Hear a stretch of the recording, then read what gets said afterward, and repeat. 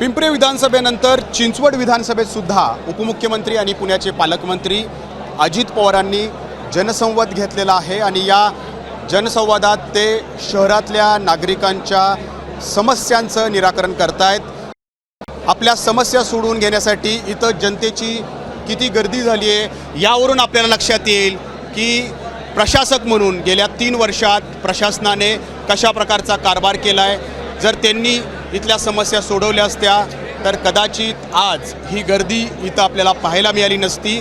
खरं तर प्रशासन कारभार करत नाही आहे, त्यामुळं चिंचवड विधानसभेचे स्थानिक आमदार भाजपचे शंकर जगताप यांनी हे समस्या सोडवणं देखील गरजेचं होतं आणि त्यांना आमदार करून देण्यासाठी अजित पवारांच्याच राष्ट्रवादीचे पदाधिकारी आणि कार्यकर्त्यांनी सुद्धा मोठा प्रचार केला होता। त्यामुळं त्यांच्याकडून त्यांनी समस्या सोडून घेणं गरजेचं होतं आणि त्यानंतरही इथं लोक आलेले आहेत। काय बाबा, काय आणले तुम्ही समस्या? मी पिंपरी चिंचवडमधून रुणवाल हेरिटेज सोसायटीतून आलेलं आहे। आमच्या सोसायटीच्या मध्ये काही फ्लॅटच्या खाली एका बिल्डिंगच्या फ्लॅटच्या खाली 2 दुकानं आहेत। त्या दुकान मालकांनी भाड्याने दुकानं दिलेले आहेत आणि त्या भाडेकरूंनी सोसायटीच्या जागेत अतिक्रमण केलेलं आहे। इव्हन आमच्या पार्किंगमध्ये पण अतिक्रमण केलेलं आहे। तुम्ही पालिके मारण्याची धमकी दिली जाते आणि पोलीस स्टेशन पण या गोष्टीकडे दुर्लक्ष करत आहे आणि आमचा अतिक्रमणाचा प्रश्न सोडवला जात नाही। तुम्ही प्रशासन म्हणून कुणाकुणाकडं मागणी केली? अतिक्रमणच्या विभागाकडे गेलेले आहे। ते म्हणतात सोसायटीचा आतला विषय आहे आणि तो विषय त्यांनी काय सोडवला जात नाही आणि इव्हन ते जे कोणी लांडगे म्हणून सतीश लांडगे म्हणून त्यांनी मला जीवे मारण्याची धमकी दिलेली आहे। तुम्ही लोकप्रतिनिधी म्हणून कुणाकडे पाठपुरावा केला का? इथले स्थानिक आमदार असतील शंकर जगताप यांच्याकडे? शंकर जगतापांकडे केलेला आहे। ते अजून काही कुठल्याही प्रकारची कारवाई झालेली नाही। आता तुम्ही अजितदादांकडे? हां, अजितदादांकडे मला पक्की खात्री आहे अजितदादा माझे हे प्रश्न मिटवतील। सोसायटीच्या जागेत दुकानदार बाबा, काय तुमचं काय समस्या घेऊन आलाय? आमच्या झोपडपट्टीमधील आम्हाला पुनर्वसनाचं जे प्रकल्प राबलेला आहे त्यात आम्हाला 8 वर्षापासून आम्हाला झोपडपट्टीमधील घर दिलेलं नाही। तर ही एवढी लोक आहेत, किती हे बघा किती लोक आहेत तिथं। यासाठी कुणाकुणाकडे पाठपुरावा केला तुम्ही? पाठपुरावा आम्ही शंकर जगतापचे PA होते त्यांच्याकडे गेलो। तिथं म्हणले आम्ही सांगतो मॅडमला, फाटक मॅडम आहेत मेन बिल्डिंगला। त्याच्यानंतर परत आप्पा बारण्यांच्या इकडे गेलो। आप्पा बारण्यांच्या इकडे गेल्यानंतर तिथले त्यांचेच PA त्यांना पण सांगितलं, ते म्हणले आम्ही फोन करून सांगतो।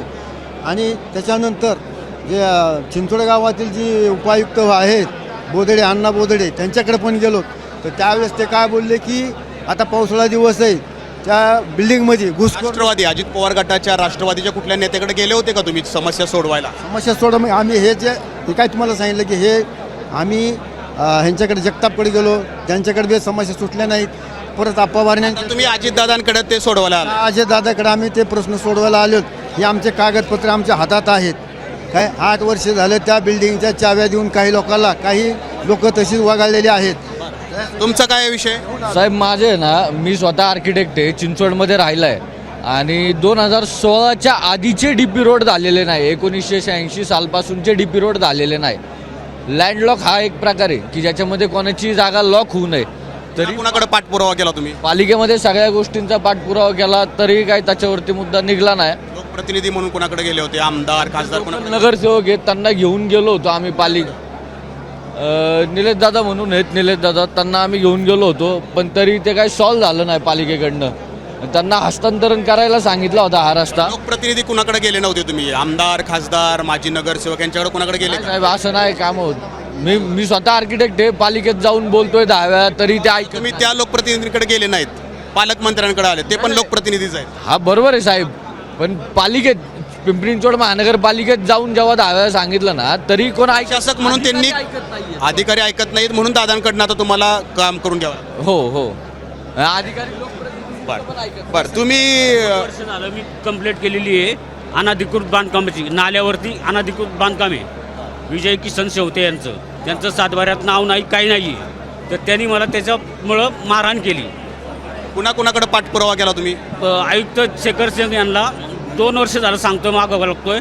तर आगळे सर होते तिथं ही प्रभागला, त्यांनी त्यांच्याकडनं काहीतरी घेऊन त्याला प्रत्येक वेळेस तो वाचवत आलेत। लोकप्रतिनिधीकडे पण गेला असाल तुम्ही? सगळीकडे गेलोय। कोण लोकप्रतिनिधींकडे? आता आपले कुठल्या पक्षाचे होते? पक्षाचे आपले भाजपचे होते, राष्ट्रवादीचे होते, पण आता काय ते नाहीच म्हणतात म्हणलं काय असं आहे. त्यांच्याकडून पण सुटले नाही सुटलं काय आणि प्रशासन म्हणून अधिकाऱ्यांनी पण काही दाद दिली नाही. काहीच दिले नाही. सगळे लोणकर वगैरे सगळे जांभळे पाटील सगळ्यांना भेटले. जवळजवळ 2 वर्षात सगळे ओळखीचे झालेत अक्षरशः. मतं मागायल्यानंतर तुम्ही हा विषय त्यांना विचारत असाल की आत्ता तोंडा विचारणार आहेत, कारण ते आम्हाला बरं लोकसभेला विधानसभेला विचारला का तुम्ही हा प्रश्न मतं मागायला आले लोकसभेच्या नंतर झालंय. विधानसभेला विचारला का हा प्रश्न? नाही ना, विधानसभेच्या नंतर मारहाण झाली ॲक्च्युली. बघा 10 तारीख आहे 1/1/2024 त्यावेळेसची तारीख आहे. प्रशासनानं काही दाद दिलीच नाही. काहीच नाही दिली, अजिबात नाही. आता अजितदादा तुमचे प्रश्न सोडवतील. हां ठीक आहे चालेल धन्यवाद. आमचा इहोच आहे सेम आहे सेम. आणि शेखर सिंग साहेबांनी सांगितलं 30 सप्टेंबरला कारवाई करतो एंडिंग संपल्यावर, पण केली नाही कारवाई तिने. आणखी आपण बरोबर आहे ठीक आहे. आणखी आपण जनतेच्या प्रतिक्रिया जाणून घेणार आहोत. थोडंसं आपण पलीकडच्या बाजूला जाऊयात, जिथं नागरिक उभे आहेत आणि त्यांच्या समस्या काय सुटलेत काय नाही सुटले हे पण आपल्याला जाणून घ्यायचं आहे. कुठून आलाय तुम्ही? राटणी. बरं, काय प्रश्न आहे तुमचा? आमचे प्रामुख्याने 3 प्रश्न आहेत. एक तर रस्ता, गेले 10 वर्षापासून आम्ही मागणी करतोय एक रस्ता. दुसरी गोष्ट अनधिकृत पार्किंग. आणि तिसरी गोष्ट अस्ताव्यस्तमध्ये जो रस्त्याच्या दुतर्फा टाकला जाणारा कचरा. आता हे प्रश्न तुम्ही स्थानिक लोकप्रतिनिधी कोणाकडनं सोडून घ्यायचा प्रयत्न केला? लोकप्रतिनिधी आमदार असतील, तसेच स्थानिक नगरसेवक जगताप. असतील, शंकरशेठ जगताप असतील, तसेच नगरसेवक स्थानिक जे असतील त्यांच्याकडे, इव्हन पालिकेचे महापालिकेचे आयुक्त यांच्याकडे सुद्धा हे प्रश्न मांडलेले आहेत. शंकर जगतापांनी काही दाद नाही दिली? यावर त्यांनी चांगला रिस्पॉन्स दिला होता, परंतु जे कोणी पण तुमचं समस्या सुटली का? नाही, समस्या तर अद्याप सुटलेली नाही आहे. त्यांच्याकडून पण योग्यरित्या पाठपुरावा म्हणावा तसं नाही झाला. त्यांच्याकडून पाठपुरावा त्यांनी आमच्यासमोर अधिकाऱ्यांना फोन किंवा बाकीच्या गोष्टी सर्व केलेल्या होत्या. खालच्या ठेकेदार अधिकारी त्यांचं ऐकत नाहीयेत. आता ते सांगता येत नाही की त्यांचं कसं त्यांच्यासोबत संबंध आहेत किंवा काय जे काय असतील ते, पण अद्याप तर कोणत्या प्रकारचे त्यांची इतर कामं होत आहेत, मग तुमचं काम त्यांच्याकडनं होत नाही, अधिकाऱ्यांकडनं करून त्यांना घेता येत नाही. आमचे जवळजवळ 8 ते 10 सोसायट्यांना आहे ना, गेले 10 ते 15 वर्षापासून हा प्रॉब्लेम आहे. वारंवार मागण्या करून सुद्धा जर कामं सुटत नसतील तर त्यामुळे आम्ही आज सर्वांनी विचार करून आज अजितदादांची भेट घेऊन हा प्रश्न मार्गी लागतोय का त्यासाठी आलो. इथल्या राष्ट्रवादीच्या पदाधिकाऱ्यांकडे गेले होते का पुण्याकडे तुम्ही? राष्ट्रवादीच्या असं पदाधिकाऱ्यांकडे कधी गेलो नाही, परंतु असं वर्बली सांगितलेलं होतं. कुणाला? नाना काटे यांना सांगितलेलं होतं. त्यांच्याकडून पण प्रश्न नाही सुटला. नाही, नाना काटेंकडे असं आम्ही निवेदन घेऊन गेलो नव्हतो, पण त्यासाठीच म्हणलं आज प्रत्येकाला 1 to 1 निवेदन. नाना काटेंनी आता शंकर जगतापांना विचारायला पाहिजे. त्यांनी त्यांचा प्रचार करून त्यांना आमदार केलाय. तुमचे प्रश्न सोडून त्यांच्याकडनं घ्यायला पाहिजेत का नाही? बरोबर आहे, पण आम्ही डायरेक्ट नानांकडे गेलोच नव्हतो, त्यामुळे नाना आमच्यासाठी असं नाही विचारू शकत.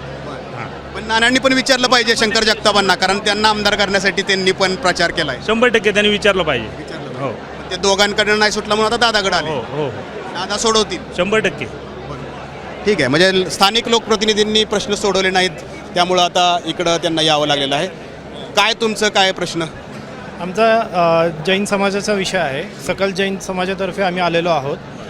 पुणे येथील दिगंबर जैन बोर्डिंग याचा कुठला परिसर कुठला आहे तो? Pune model Shivajinagar model colony. आता इथं चिंचवड विधानसभेचं चालू आहे. आम्ही पुणे पिंपरी चिंचवड सकल जैन समाजातर्फे आलेलो आहोत उपमुख्यमंत्र्यांसमोर आमची तक्रार नोंदवण्यासाठी. हां, मी महाराष्ट्रातील तमाम अभियंता विद्यार्थी जे आहेत त्यांच्या वतीने मी आज दादांची भेट घेण्यासाठी इथं आलेलो आहे. आमच्या प्रलंबित ज्या जाहिराती आहेत, जलसंपदा असेल, जलसंधारण असेल, सार्वजनिक बांधकाम असेल, म्हाडा असेल आणि महानगरपालिकेतली बेरोजगारीचा विषय आहे आणि याच्याकडे कायम दुजोरा दिला जातो. निवडणुका आल्या की एका अर्धीच भरती निघते, परंतु ह्या ज्या प्रलंबित तशाच राहतात. तुम्ही कुठल्या भागात राहिलाय? मी प्रॉपर बीड जिल्ह्यातून आज दादांची म्हणजे इथं आहे म्हणून आलो. म्हणजे पालकमंत्री बीडचे आहेत म्हणून? पालकमंत्री बीडची येतं. आम्हाला तिथं दादांना भेटता नाही आलं, मागं रेल्वेच्या उद्घाटनाला आले होते. त्यामुळं मी दादांना विनंती करतो आपल्या माध्यमातून की आमची जलसंपदा विभागाची कनिष्ठ अभियंत्याची लवकरात लवकर तात्काळ भरती, जी की 1,500 पदांची आहे. म्हणजे केवळ शहरातले मुद्दे नाही आहेत, शहरातल्या समस्या नाही आहेत, तर अजित पवार हे बीडचे पालकमंत्री आहेत म्हणून तिथल्या बेरोजगारीचा प्रश्न घेऊन हे तरुण तिकडून आले आहेत. ताई, तुमचा काय प्रश्न आज घेऊन आलाय तुम्ही? माझा प्रश्न दादांना एवढाच आहे की जे आपलं घनकचरा व्यवस्थापन आहे तर ते कुठंतरी पालिका चुकून, म्हणजे पालिका तर चुकत नाहीच आहे, पण मला असं म्हणायचं की कुठंतरी माणसांची मानसिकता बदलली पाहिजे.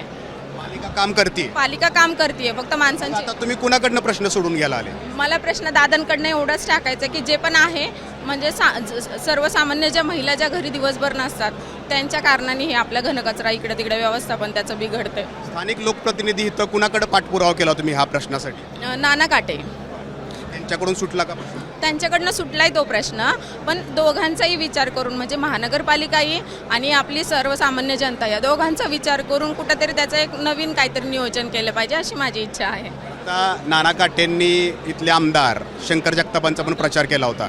तुम्ही त्यांना सांगितलं का तुम्ही आमदारांकडनं जरा करून घ्या, आमदार सत्तेत आहेत, मग पालिकेतले अधिकारी ऐकतील त्यांचं, तर त्यांच्याकडून काय त्यांना सांगितलं का तसं काय? ह्याच्या आधी मी 2-3 वेळा पण हा प्रश्न मांडलेला आहे. कुणाकडं? नानांकडेच मांडलेला आहे. तर मग त्यांच्याकडनं झालेलं आहे त्याचं काम, पण कसं होतं ना, ज्या वर्किंग वुमन्स आहेत ज्या सकाळी गेल्यानंतर रात्री घरी येतात, तर त्यांनी तो कचरा कुठे टाकायचा हा प्रश्न आहे. तर मग त्यांचाही विचार करून पालिकेने काहीतरी नवीन उपाययोजना करून ह्याच्यावर तोडगा काढला पाहिजे. मावशी थोडं पुढे येतं का? थोडं अलीकडे या. काय तुमचं काय समस्या घेऊन आलाय तुम्ही? आम्ही ना शेताच्या संदर्भात आलेलो आहे. कशाचा? शेती. बरं, शेती इथं चिंचवडमध्ये शेती आहे तुमची? आमची जळगावमध्ये शेती आहे, पण त्याचे खूप प्रॉब्लेम आहेत. माझ्या मिस्टरांचं 7-12 उतारा सगळं आहे. आमच्या शेतात मक्का पेरली होती, ते पीक आहे ना गुंड लोकांनी चोरून नेलेले आहे. माझे मिस्टर आडवायला गेले असताना त्यांना मारहाण केलेली आहे. जळगाववरून तुम्ही इथं समस्या म्हणाला. ताई काय तुम्ही समस्या घेऊन आलाय? पेन्शनचा विषय पुणे विद्यापीठाचे 35 लोकांचा, तर ते निकषात बसून सुद्धा पेन्शन देत नाही, त्यासाठी विद्यापीठाला. तुमचा काय प्रश्न आहे ताई?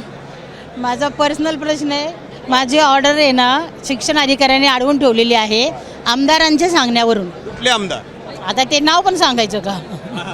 कुठल्या परिसरातला आहे? चिंचवड परिसरातला आहे. पिंपरीचे आमदार आहेत. पिंपरी विधानसभेचे आमदार आहेत. हां, त्यांच्याच पक्षाचे? यांच्याच पक्षाचे, म्हणून तर त्यांच्याकडे आलोय ना.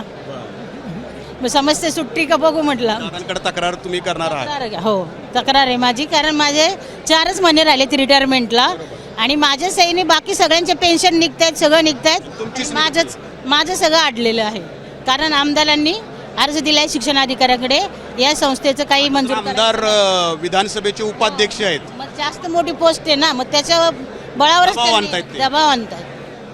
दादांना सांगणार आहात तुम्ही? हो, सांगणार. ताई काय आपली काय समस्या आहे? माझं एक सकाळ ऑफिसच्या पाठीमागे शॉप आहे.